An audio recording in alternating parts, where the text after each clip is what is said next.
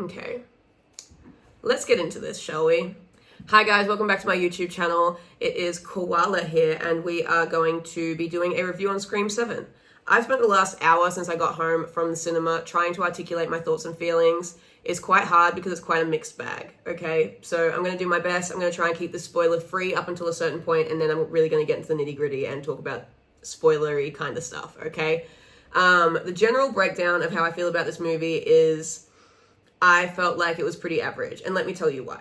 So when I first watched the trailer, I was a little bit disappointed. I thought it looked like it had potential, but also it felt like it did give a lot away in a sense of the first kill is basically in the fucking trailer.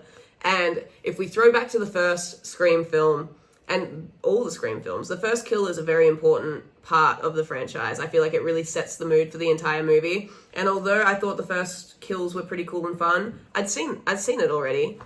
I'd seen it already in the trailer. The Netflix lighting was pretty disappointing to see. I don't know what's going on in Hollywood right now where all of the lighting looks like that, but I digress, okay? It is what it is. I tried to ignore that and just go into it with fairly mediocre expectations. I wasn't expecting to love it. I wasn't expecting to hate it. I was expecting it to be somewhat in the middle, and I feel like that is pretty true to how I feel right now. The first two acts of this movie I thought were really cool. Like, they had a very fun mix of scary stuff that was very suspenseful, that had me sort of on the edge of my seat and looking through my hands like this. I definitely felt like there were some really fun kills. A lot of the kills that I saw were really cool, really well done, very interesting. I felt like there was a lot of really cool commentary, especially like modern day commentary on the use of AI and parasocial relationships and things like that, which I thought was very fun and a very fun modern way to twist it. I thought that there was a really fun commentary sort of on Sydney as a mother. I enjoyed seeing the dynamic of her and her daughter Tatum. I also really enjoyed that she named her daughter Tatum. I thought that was very sweet. But I enjoyed seeing that sort of dynamic, seeing Sidney Prescott as a mother, and how the sort of generational trauma of the Ghostface killings is passed down to Tatum, and how that affects her view on herself as a person, and how it sort of makes her view her relationship with her mum and the Ghostface killings in general. I thought it was a very, very cool way to sort of integrate that sort of family dynamic. I also enjoyed that there was like a lot of fun throwbacks to original characters. We got to see a lot of fun legacy characters that we know and love, which I thought was really cool. There was a nice scene at the start with Tatum's boyfriend coming in the window that was very Billy Loomis, which I thought was really fun as well. I watched it and I was like, that's really cool. You know, so little things like that I thought were really fun and I enjoyed them. But there were things that I didn't enjoy. The pacing of the movie, with all Scream movies, we obviously have like a kill at the start, and then we have a bit of a slump, and then we have a bit of a rise, and then we have a bit of a slump, and then we have a bit of a rise. Some things I felt like they rushed, and then some things I felt like they spent too much time on, and there were moments that definitely dragged. But overall, the first two acts of this film were really, really fun. I thought that they had a really fun mix of things, especially like the sort of campy comedy type of style of dialogue that they had. There was some scenes with Sydney and a few scenes with Gale that I was just like, oh, this is so fun and campy. Like, this is very much giving the first Scream. But I don't know, that ended very abruptly for me, unfortunately, when we reached the third act, which I will get into later. The reveals of Ghostface were not my favorite. There has definitely been times where I have watched a Scream movie or just a horror movie in general where it's like a guess who the killer is. We don't know who it is, but it could be any one of you. Everyone's a suspect. Where I pick who the killer is pretty quickly. And that doesn't end up mattering a lot of the time, because there's been a lot of times where I've guessed who the killer is from the second I've seen them. They've revealed who it is, but their motive is so cool and the reveal is so cool that I don't care that I knew that from the start, because it makes it worthwhile for me when they do a good job. This movie didn't have that. I felt like we saw the reveal of the Ghostface killers, and I genuinely turned to my friend and said, what? Like, what do you mean? Like, I don't understand. It wasn't very exciting. The first face reveal that we see at the end, I turned to my friend and said, who is that? It took me a minute and a half to really click on to who it was and why they were there. I was just like, what's going on? And then they revealed who I knew was the killer the entire time, and I was just like, I fucking knew it, you know? But then their motive was just so whatever. I was genuinely sitting there like scratching my head, just kind of being like, is this really what they came up with? Like, I just don't understand why they would do that. When they had so many other fun options, and I'm sure there's other people in the writing room that had better ideas, and that's the best that they came up with. It's just quite devastating. I felt like there definitely could have been more that they could have done. It is, I don't know, overall really disappointing. And like with any Scream movie, they always do their best to throw you off the scent of who Ghostface is. Like, they will throw things at you to make you go like, oh, it could be this person. Oh, it could be that person. Oh, I was wrong the entire time. It must be this person. But despite them doing that, in the back of my mind, I always knew who it was. But I did have a wrong guess. I will say it. They threw me off a little bit. At the very beginning, I saw a few people and I was just like, this person could be it. This person could be it. In the back of my mind, I really think it could be this person though. And they got me. There's always one, like I said, there's always more than one Ghostface. So in my mind, I had like 3 people that I was thinking it was. And then one of them I was completely fucking wrong about. I was like, oh, okay, well then it's definitely the other people that I was thinking of. Ended up being the one person that in the back of my mind, I was just like, it must be them. But yeah, I feel like they did their best to like throw you off as they do in every Scream movie. But if you've seen enough Scream movies, you're going to click onto it. And I feel like that's a given, unfortunately. I feel like no matter what the writers of Scream do, people are going to know who the fuck it is from the jump. I mean, it's kind of hard to get away with throwing us off the scent because we're like sniffer dogs. We know how the fuck Scream works, so we're going to click on. The only thing that they have to fall back on is making sure that the reveal is awesome to make up for the fact that we knew who it was. And it just wasn't the case. Anyway, let's get into the spoilers, shall we? Okay, so if you've made it this far, I'm about to get spoiler heavy. So click out of this if you haven't seen it and you don't want to see spoilers. If you don't care about me spoiling it, then hell yeah. Matthew Lillard.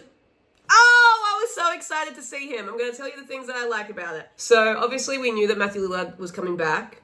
I kind of wish we didn't. I kind of wish that they kept that a nice little top secret sort of thing because I would have been so much more excited. But I was kind of expecting him to be in it in some capacity. I thought that the way that they brought him back, especially with the commentary on AI, was very interesting because obviously we first see him call Sydney and FaceTime her. And he's got like scars on his face and he's being very erratic and like kind of sexy, but that's just because Matthew Lillard, I'm sorry. And I did have a thought in my mind. I was like, is that really him? Or is it like someone pretending to be him deepfake type of thing? And they did have commentary on that through the whole thing, sort of being like, it'd be so stupid if he's alive. So I don't know if that's them calling us stupid for wanting that to be so, but I really would have liked for Stu Macher to be alive still. Anyway, obviously we find out that that's not true and that is just an AI deepfake that they've been using. Which I did think was interesting. I think it's a fun sort of modern twist on it, especially in today's society with all of the uproar about AI and it ruining the planet and everything like that, and just how everything is AI generative, and it's getting so good now that you can't tell if it's real or fake. So a lot of the movie, I genuinely was like, is that really him or is it not him? Like, I just don't know. But when he did come up on the screen, I was very excited. The return of Stu Macher was something that I really, really wanted to see, especially because in the third Scream movie, that was supposed to be the case. They were supposed to bring him back and then they scrapped it, which is such a shame. But I thought it was very fun of them to play on that idea, because obviously at the start of the film, we see Stu Macher's house burn down. Why did we not talk about that again? Why did we not talk about Stu Macher's house getting burnt to the fucking ground? Like, they burn that house to the ground and no one mentions it. They bring up that they found some dead kids at the Stu Macher house, but not that they got burnt to the ground. I feel like that's like kind of important. I also really liked how they turned it into an Airbnb. Hell yeah. And it's cool because it is actually a place that you can go and see and tour, and they do have events where you can go and stay in the real Stu Macher house, which is really fucking awesome. But yeah, I did think that the house being on fire, that whole shot at the beginning of the movie was sick. Like, seeing that house go up in flames was awesome. I just wish we had discussed it more. I think the way that they killed off some of the characters was really awesome. I thought the way that they killed Hannah, was her name Hannah? Yeah. McKenna Grace's character was like so brutal. I did really enjoy it. And the cinematography of that scene I thought was really cool. her hanging in the air with her intestines hanging out with like just the spotlight behind her was very beautifully shot. I was like, damn, visually gorgeous, really love it. It genuinely made me, when he sliced through her. I thought that was a very fun kill. I will say, I thought the Ghostface killer was the creepy kid. Although it was obvious, when I first saw him and the girl from Pitch Perfect, what's her fucking name? Anna Camp. When I first saw Anna Camp and him, I was like, it's those two. It's definitely him, but she's involved too. And I was like, it's the creepy kid's gotta be it. And when I saw him die, I was like, what? The way they killed him was insane. With the fucking pike on like on the bar top. And they just went straight up the back of his neck into his skull. I gasped. I was like, oh my God, what an insane way to kill someone. Especially seeing all of the shit come out of his mouth. What? That was so crazy. I literally turned to my friend and went, that's so brutal. Genuinely so incredibly brutal. I also always enjoy seeing Gale Weathers.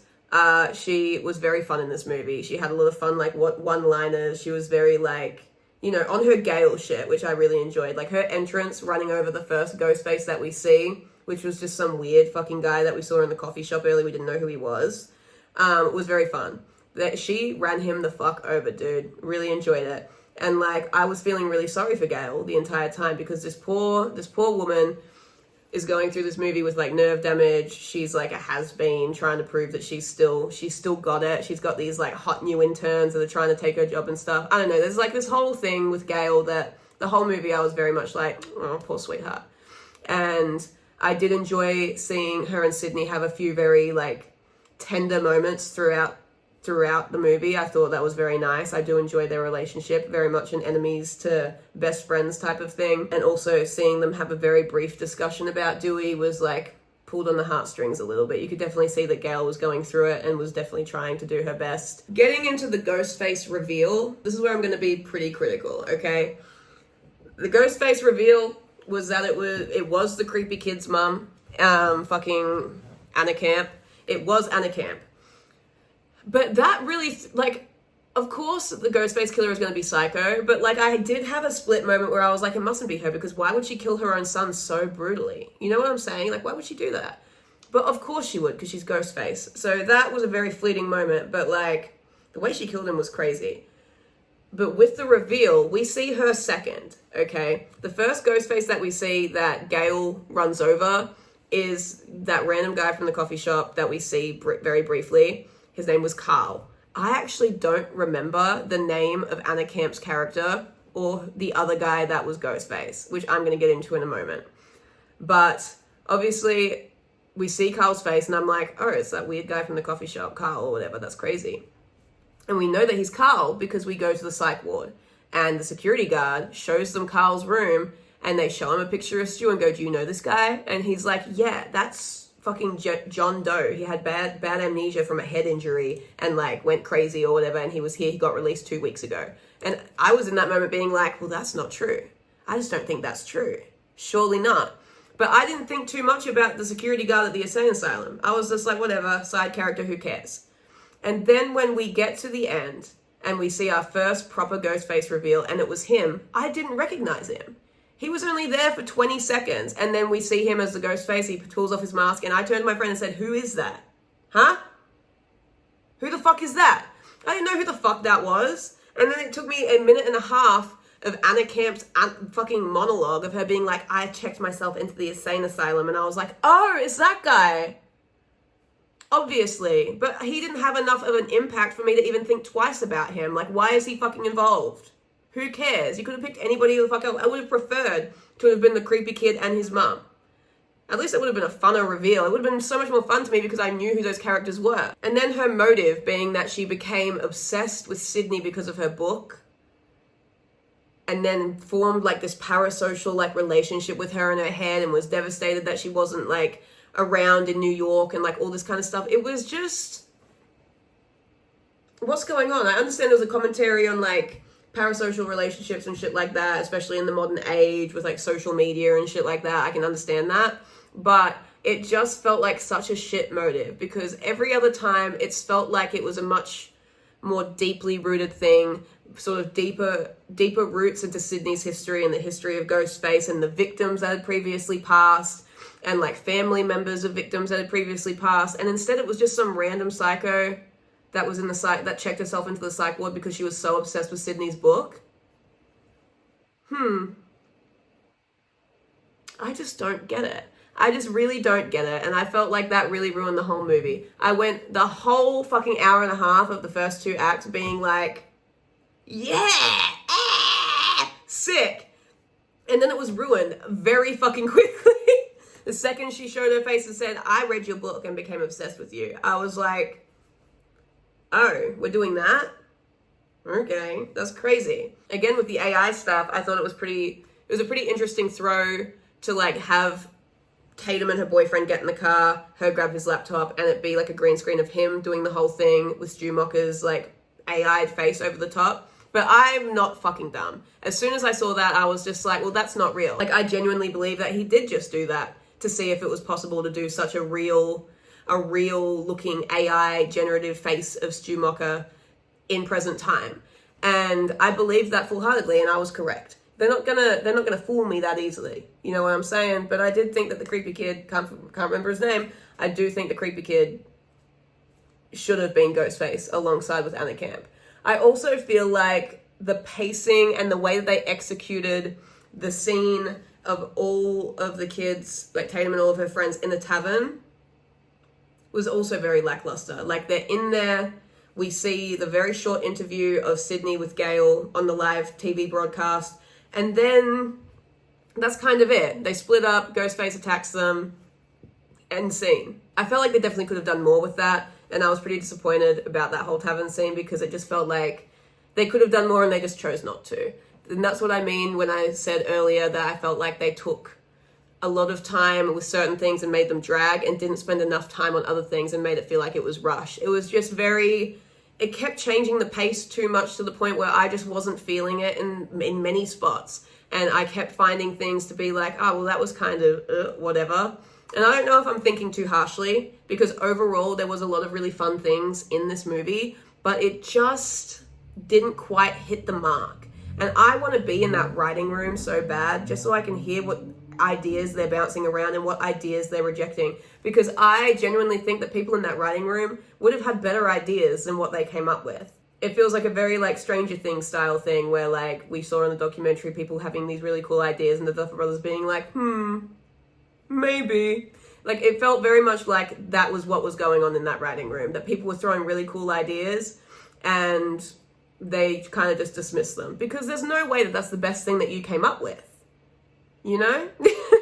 Anyway, I hope that kind of made sense as to like my thoughts and feelings about it. I feel like I could have gone into more depth about it, but I just wanted to get this video done, and I definitely feel like my thoughts and emotions on this are very all over the place still. But I just wanted to get it out there so you can have my raw, genuine review on this movie. Obviously, you guys are more than welcome to go and watch the movie yourself and have your own opinion. I can definitely understand why people liked it, and I can definitely understand why people didn't like it. I feel neither here nor there about it. I would watch it again if I was to sit down and have like a full Scream movie marathon, but I'm not going to be going out to actively seek this movie again on its own, which is such a shame, because having Matthew Lillard return for a Scream movie that feels like the most lackluster of them all is a real disservice to him as an actor and to his character, especially because he is a character that is so well loved despite him being a killer who died in the very first film. So many people loved him, and I unfortunately feel like it didn't do him justice, and I feel like this was the chance for them to do that and they just didn't do it. I feel like the character development with Tatum was quite good. Obviously, there's this whole dialogue about her being shy and not strong and all that kind of stuff throughout the movie, because she's been so sheltered from everything because Sydney doesn't want to tell her anything about the Ghostface thing, so she's not prepared and she's not ready and she doesn't know how that she feels about it. She doesn't feel like she's strong enough to do it and handle it. And then her sort of realizing at the end that she is, and Sydney having a very sweet moment sort of talking about Tatum, the original Tatum, and who she was, and you know what she meant to her, was a very sweet and very tender moment. There was a lot of very sweet and tender moments with Gail and Sydney at the end as well. But overall, I feel like it definitely could have been done better. Anyway, that is my review on this movie. I hope you guys enjoyed me just yapping and talking. This is going to be an absolute nightmare to edit because I'm going to have to be chopping and moving things all over the shop because filming this, I genuinely was talking about one thing and then another thing and then back to this thing and then back to this thing and then back to this thing, and it's going to be a nightmare to edit. So hopefully it's not like this when you're seeing it right now. Hopefully it makes somewhat sense and it's not too back and forth. But if it is, I apologize. I've just got so much on my mind. And I don't know. If you guys really like this movie, I would love to hear your thoughts and opinions. I could be swayed. I'm not saying that I hated this movie. I thought it was pretty good, just not the most memorable, and I feel like they definitely could have done better. But there were definitely things that I enjoyed. I thought the kills were really fun. I thought the campy sort of comedy aspects of it were quite fun. I enjoyed the dynamic of Sydney and her daughter. I enjoyed the Stu Mocker stuff because I just love Matthew Lillard, so everything he does is just like iconic to me. And I just really loved seeing him back. In any capacity, I was happy to see him back, no matter what. So I was glad to see him in this film. I do wish that obviously we had a little bit more real Stu, but we got no real Stu, we just got AI Stu. But it was still fun. So yeah, if you enjoyed this video, please feel free to like and comment and subscribe and all of that fun stuff. And I will see you in the next video. I should be hopefully getting back into my top 100 horror series now that my husband has been and gone and I've had my time off, but we'll be getting back into all of that stuff very soon. But overall, this movie was just like, whatever, neither here nor there for me. But I could be swayed. I could be swayed. The ghost face reveal was just so, Anyway, love you guys, and I will see you in the next one. Bye.